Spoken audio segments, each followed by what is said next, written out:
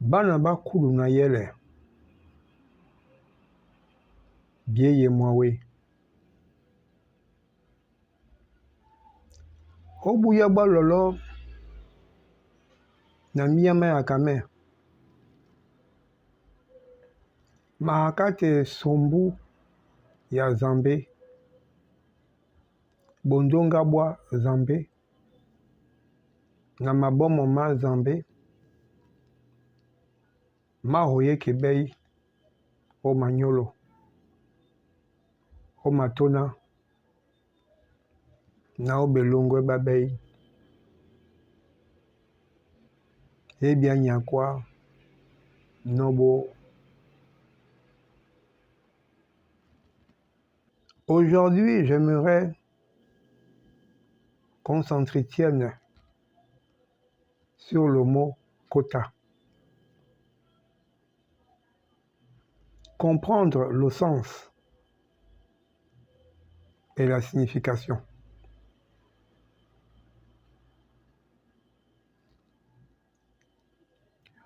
Lorsque Zambé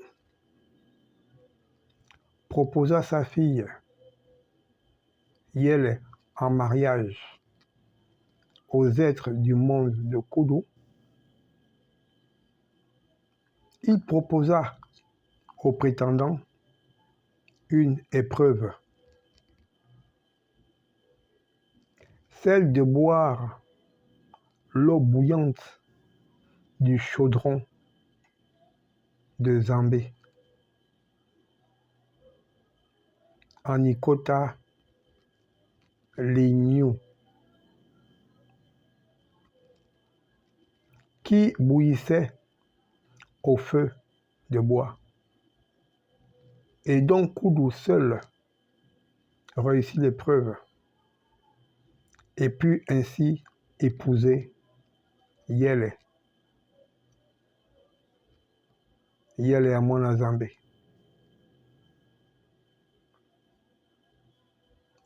Quelque temps plus tard, Yele tomba enceinte de son mari Kudu. C'était la première grossesse de tous les univers et la plus grosse grossesse. Quelque temps plus tard encore, elle mit au monde le premier peuple de tous les univers, qui n'était autre que le peuple Kota.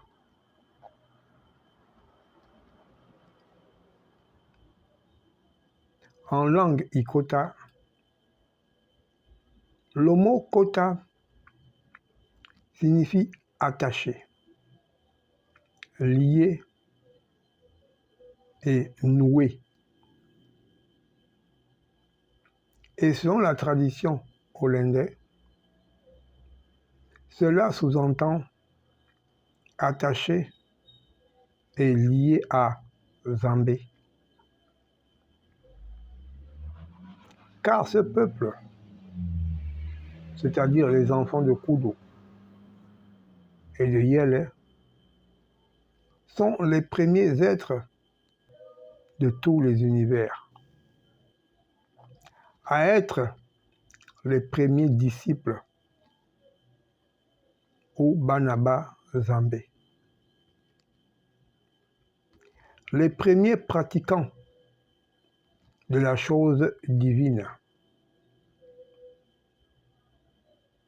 La première communauté spirituelle liée et attachée à Zambé et à la chose de Zambé.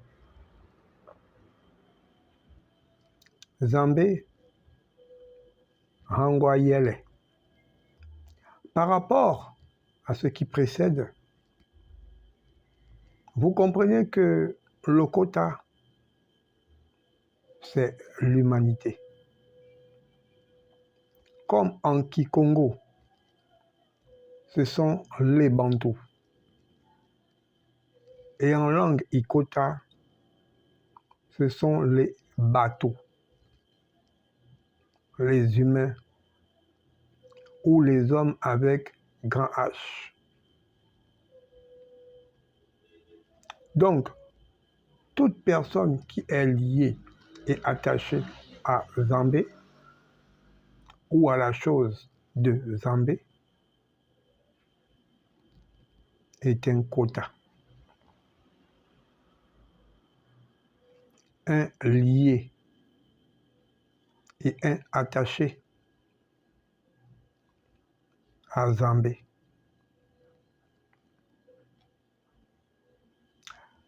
Cela signifie simplement que le quota est le premier être à être lié et à être attaché naturellement à Zambé. Zambé Angoyele.